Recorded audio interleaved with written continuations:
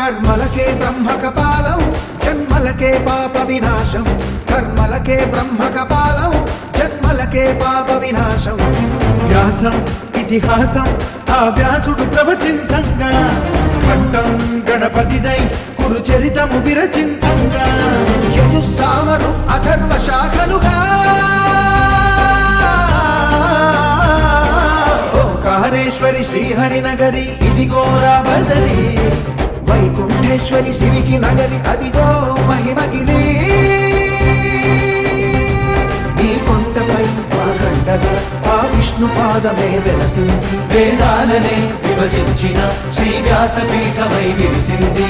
అరకనంద జల సంగీతం శ్రీహరి నామం కృష్ణకుండ జలధారలలో హరిభక్తుల స్నానం జ్ఞానం మోక్షం వసగే